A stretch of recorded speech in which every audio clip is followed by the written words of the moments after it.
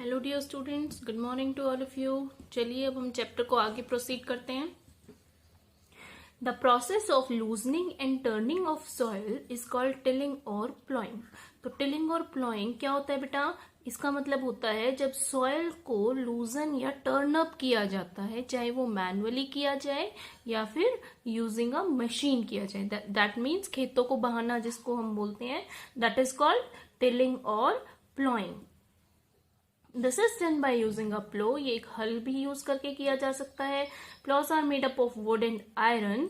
If the soil is very dry it may need watering before ploughing. अगर जो soil है वो बहुत ही ज्यादा सूखी है बेटा, तो उसमें थोड़ा सा पानी दे दिया जाता है ताकि वो इजीली जो है उसके अंदर प्लॉ किया जा सके। The ploughed field may have big pieces of soil called crumbs। तो जो आफ्टर प्लॉइंग जो सॉइल होती है उसके अंदर बड़े बड़े जो है सॉइल के क्रम्स हो जाते हैं, टुकड़े बड़े बड़े क्रम्स हो जाते हैं, जिसको उन बिग पीसेस को हम क्या बोलते हैं? Crumbs. It is necessary to break these crumbs with plank. The field is levelled for sowing as well as irrigation purposes. जरूरी होता है बेटा इन क्रम्स को तोड़ना, ताकि जो कल को हम कोई फसल लगाएंगे तो उसको कोई दिक्कत ना हो, उस पेड़ को, उस पौधे को ग्रो करने के लिए। तो इसलिए उसको बिग पीसेस को स्मॉल पीसेस में तोड़ना पड़ता है। ओके और ये किसकी हेल्प से किया जाता है? बाय यूजिंग अ प्लैंक की हेल्प से। फिर फील्ड कहीं से ऊंची नीची ना रह जाए, खेत कहीं से ऊंचा नीचा ना रह जाए, ताकि उसमें जो हम पानी दे वो प्रॉपर खेत के अंदर जो है वो फैल सके, उसके लिए उसको लेवल किया जाता है। The field is leveled for sowing as well as irrigation purposes. The leveling of soil is done with the help of a leveler। तो जो स्टार्टिंग वाला प्रोसेस था प्लॉइंग वाला, उसमें हमने सबसे पहले प्लॉ यूज किया, फिर जो बड़े बड़े क्रम्स थे उनको तोड़ने के लिए प्लैंक यूज किया, उसके बाद सॉइल को जो है वो एक सतह पे लाने के लिए हमने जो है वो लेवलर का यूज किया। Okay now sometimes manure is added to the soil before tilling. This helps in proper mixing of manure with soil. The soil is watered before sowing। कई बार क्या होता है बेटा कि प्लॉइंग करते टाइम सॉइल के साथ क्या मिक्स कर दिया जाता है? मैन्योर, खाद मिक्स कर दी जाती है, ताकि फिर वो जब खेत को प्लॉ कर रहे हों तो वो कंप्लीट जो है खेत के लिए क्या हो जाए, उसके अंदर मिक्स हो जाए खेत के अंदर। Okay next is agricultural implements. ये कौन कौन से एग्रीकल्चरल टूल्स या एग्रीकल्चरल इम्प्लीमेंट्स जो हैं वो यूज किए जाते हैं? Before sowing the seeds it is necessary to break soil to size of grains to get better yield. तो ये हमने पहले भी बात पढ़ी है कि उसमें सो करने से पहले क्या करना है, वो जो क्रैम्प्स थे उन क्रैम्प्स को जो है वो ब्रेक करना है। This is done with the help of various tools. The main tools use for this purpose is plough, hoe and cultivator. जो तीन चीजें इसके लिए यूज की जाती हैं बेटा वो कौन कौन सी की जाती हैं? प्लो यूज किया जाता है, हो यूज किया जाता है एंड कल्टीवेटर यूज किया जाता है। Now let us talk about प्लो।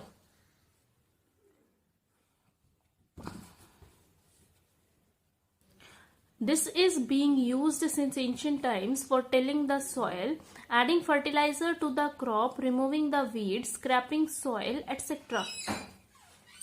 तो जो प्लो यूज किया जाता है बेटा ये बहुत ही पुराने टाइम से जो है वो यूज किया जाता है सॉइल की टिलिंग करने के लिए, या फिर उसके अंदर फर्टिलाइजर्स डालने के लिए, या फिर वीड्स रिमूव करने के लिए, या फिर सॉइल की स्क्रैपिंग के लिए।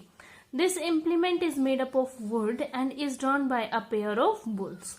थोड़ा सा स्ट्रक्चर इसका मैं आपको दिखा देती हूँ। यहाँ आपको पिक के अंदर भी दिखाया हुआ है फिगर 1.1 कि इस तरह से बेटा ये आगे से जो है इसका ये वुडन से बना हुआ होता है और आयरन का इसको सपोर्ट होता है। यहाँ पर आप देख सकते हो this is a long stick and this is a region which is called beam. Okay this is plough shaft and this is ploughshare. ये इस तरह से ये आगे वाला सेक्शन जो है ये बुल्स के ऊपर रखा जाता है, ये पीछे वाला सेक्शन यहाँ जो है वो मैन सपोर्ट के लिए, ताकि खड़ा होके उसके ऊपर क्या किया जा सके, प्लो किया जा सके। तो ये बहुत एंशियंट टाइम में यूज होता था। This implement is made up of wood and is drawn by a pair of bull or other animals like horses, camels, etc. It contains a strong triangular strip called plowshare. एक triangular strip होती है जिसको plowshare बोलते हैं, जो कि यहाँ पर इधर होती है. This is a triangular strip here which is called plowshare.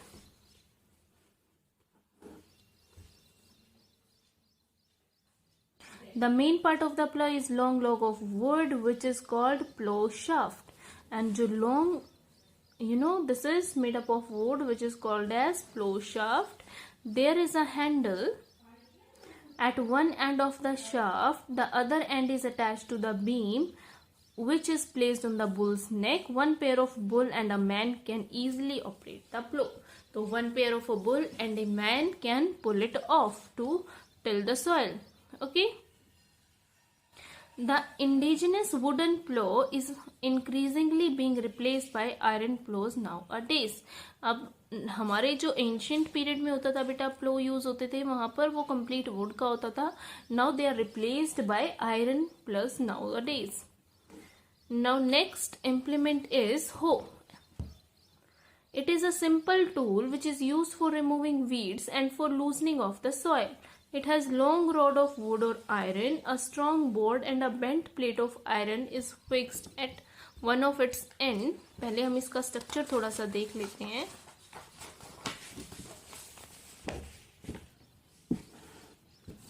This is a hoe बेटा. देखिए यहाँ पर जो है ये इधर बीम इसकी जुड़ी हुई है. Then a rod is attached. आगे वाले हिस्से में there is a grip handle like structure and उसके नीचे क्या होती है, एक बेंट प्लेट होती है. ओके, इस तरह से. तो अब हम पढ़ेंगे तो अब हमें समझ आएगा. This is a beam, rod, this is a handle और नीचे एक bent plate to remove the weeds और टू टिल द सॉइल. ये बहुत ही सिंपल टूल होता है जो कि वीड्स को रिमूव करने के लिए या फिर सॉइल को लूजन अप करने के लिए यूज किया जाता है. एक लॉन्ग रॉड का स्ट्रक्चर होता है, या वो वुड हो सकती है या आयरन का बना हुआ हो सकता है. एक स्ट्रॉन्ग ब्रॉड बेंट प्लेट इसके नीचे की तरफ फिक्स्ड होती है इसके एक एंड पर, and works like a blade. और एक ये ब्लेड की तरह जो है वो काम करता है. It is pulled by animals. ये भी एनिमल्स के द्वारा ही बेटा पुल किया जाता है. Next is cultivator. ये सबने आप सबने देख रखा होगा. Now a days ploughing is done bye tractor driven cultivator. Sorry. अब जो है बेटा ये दोनों चीजें रिप्लेस होकर क्या हो रहा है, बुल्स की जगह किसको यूज किया जाता है, ट्रैक्टर्स को यूज किया जाता है. और ट्रैक्टर्स के साथ क्या जोड़ दिया जाता है, कल्टीवेटर जोड़ दिया जाता है. The use of cultivator saves labour and time. Obviously machine है तो जल्दी काम करेगी बेटा, तो टाइम और लेबर दोनों को बचाती है. लेबर होता है मजदूरी, यानी दोनों चीजों को बचा रही है, मैनुअल स्ट्रेंथ को भी और टाइम को भी. Next is sowing. What is sowing? बीज बोना, उसको हम सोइंग बोलते हैं बेटा. Sowing is most important part of the crop production. Before sowing good quality seeds are selected. Obviously कि बीज बोने से पहले कि कौन सी बीज की क्वालिटी अच्छी है उसको सेपरेट करके रखा जाता है, ताकि जो हमारी क्रॉप है वो भी कैसी हो, बेटर क्वालिटी की हो. Good quality seeds are clean and healthy seeds. Good quality seeds are clean and healthy seeds of a good variety. Farmers prefers to use seeds which give higher yield. Yield का मतलब क्या होता है बेटा? Yield का मतलब होता है पैदावार. फार्मर्स जनरली गुड क्वालिटी और हेल्दी सीड्स और गुड वैरायटी की सीड्स यूज करते हैं जो कि उनको हायर यील्ड दे, यानी जिससे पैदावार ज्यादा हो. ऐसा बीज लगाएंगे वो जिससे कि उनके खेत में ज्यादा से ज्यादा फसल जो है वो. Okay, next is selection of seeds. उससे पहले देखो पहेली कुछ पूछना चाहती है या बताना चाहती है. One day I saw my brother put some grain seeds in a vessel and pour some water on them. After few minutes, some seeds starting to float on top. I wonder why some seeds float on water. तो एक बार पहेली ने क्या किया बेटा, पहेली के brother ने क्या किया, या सॉरी उनकी मदर ने क्या किया कि जो कुछ ग्राम की सीड्स हैं वो पानी में डाल दी. ओके, उसके बाद क्या हुआ, कुछ एक तो पानी में नीचे बैठ गई वेसल के अंदर और कुछ एक क्या हुई ऊपर जो है ऊपर तैरने लगी. तो जो ऊपर तैरने लगी दैट मीन्स वो लाइट इन वेट है, और जो नीचे बैठ गई दैट मीन्स वो हैवियर है। तो वो लाइट इन वेट क्यों है? क्योंकि उनके अंदर से सब कुछ खत्म हो चुका है, वो खोखली थी अंदर से। तो वो कैसी सीड्स थी? वो खराब सीड्स थी। That's why they were floating on the surface. वो सरफेस के ऊपर क्या कर रही थी? फ्लोट कर रही थी। Okay, now next is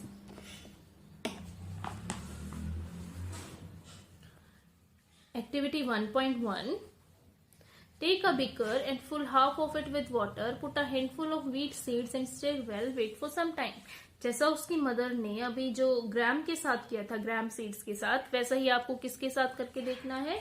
wheat के साथ करके देखना है। एंड देन कमेंट मी कि क्या हुआ। Are there seeds which float on water? Would those be lighter और heavier than those which are sink? Sink का मतलब क्या होता है बेटा? जो नीचे बैठ गई हैं, डूब गई हैं। तो जो ऊपर सरफेस पे तैर रही हैं, क्या वो हल्की हैं, या जो नीचे बैठ गई हैं वो हल्की हैं? Why would they B lighter? और जो ऊपर तैर रही हैं अगर वो हल्की हैं तो वो क्यों है हल्की? Damaged seeds become yellow and दस लाइटर। जो डैमेज्ड सीड हो जाती है बेटा अंदर से, जिनके सब कुछ खत्म हो जाता है, खोखली हो जाती हैं, वो येलो कलर की होलो हो जाती है एंड दे बिकम्स लाइटर, और लाइटर हो जाती है। होलो का मतलब क्या होता है? होलो का मतलब होता है अंदर से बिल्कुल खाली होना। And therefore they floats on water, that's why वो वाटर पर फ्लोट करती हैं। This is a good method for separating good healthy seeds from the damaged one. तो ये भी एक अच्छा मेथड है कि हेल्दी सीड्स को डैमेज सीड्स से जो है वो सेपरेट करने का। Before sowing one of the important task is to know about tools used for sowing seeds. अब हम क्या देखेंगे? टूल्स देखेंगे जो कि बीज बोने के काम आते थे पुराने टाइम में। That is traditional tools.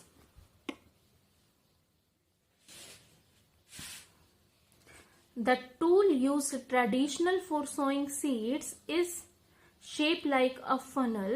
The seeds are filled into the funnel, passed down through 2 or 3 pipes having sharp ends. These ends pierce into the soil and place the seed there.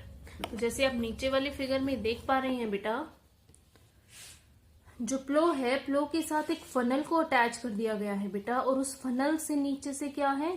2-3 pipe निकल रही हैं और ऊपर से बीज डाला जा रहा है। तो जैसे ही नीचे ही मूव करते जाएंगे तो नीचे ही इसमें बीज डालते जाएंगे और वो किसके साथ मिक्स होता चला जाएगा? सॉइल के साथ मिक्स होता चला जाएगा। तो इस तरह के जो टूल्स यूज होते थे बेटा, ये ट्रेडिशनल टूल्स हैं। दैट मीन्स ये एंशियंट हमारे जो पूर्वज थे उनके थ्रू जो है वो यूज किया जाता था। Now second implement is seed drill. Seed drill का स्ट्रक्चर आपको में दिखाई दे रहा होगा बेटा। This is a type of seed drill. Nowadays seed drill is used for sowing with the help of tractors. इसको भी ट्रैक्टर्स के साथ जोड़ा जाता है बेटा। This tool sows the seed uniformly at proper distancing and depth. इसका क्या फायदा है? एक तो ये प्रॉपर डेप्थ में डालता है बेटा, और दूसरा ये प्रॉपर डिस्टेंसिंग पर डालता है। ये आपको यहाँ पर पाइप दिखाई दे रही होगी, इसके थ्रू फिर वो कंप्लीट इसके अंदर फैल के और जो है वो प्रॉपर उस पर डिस्टेंस पर और प्रॉपर डेप्थ के अंदर, प्रॉपर गहराई के अंदर जो है उसको बीज को लगा देता है।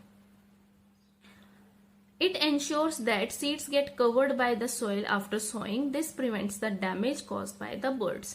साथ साथ ये क्या भी ध्यान रखता है कि जो सीड बोई गई है उसके ऊपर सॉइल भी अच्छे से कवर कर दी जाए, ताकि जो बर्ड्स वगैरह हैं वो उसको ना निकाल पाए वहां से। Okay, sowing by using the seed drill saves the time and labor.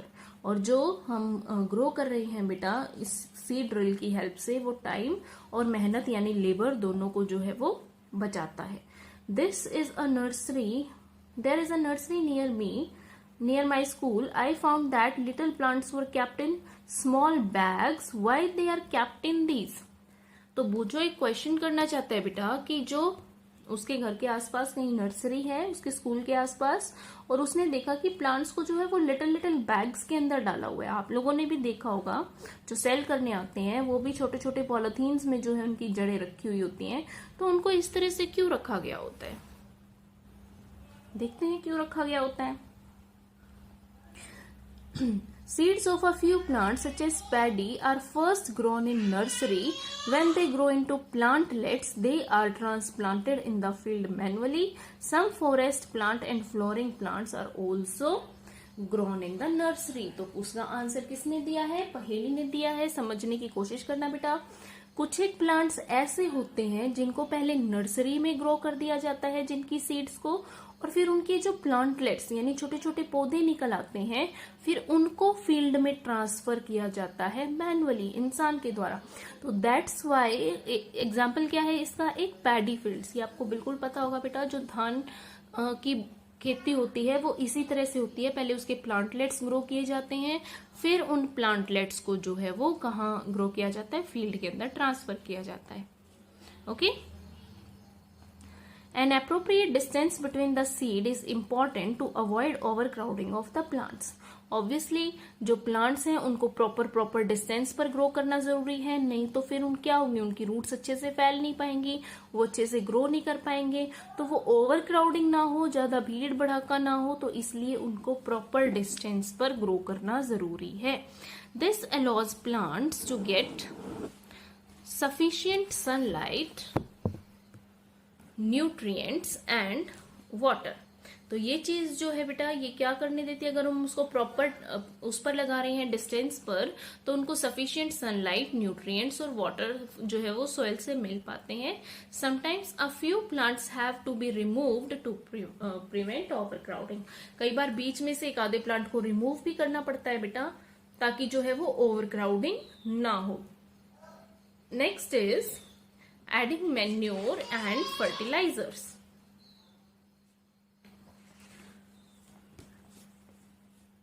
तो ये नेक्स्ट है बेटा, एडिंग मैन्योर्स एंड फर्टिलाइजर्स. तो सबसे पहले आपको डिफरेंस पता होना चाहिए कि what is manure and what is fertiliser. Manure क्या होता है बेटा? मैन्योर वो होता है जो कि ऑर्गेनिक वेस्ट से बना हुआ होता है. ऑर्गेनिक वेस्ट में मतलब क्या क्या?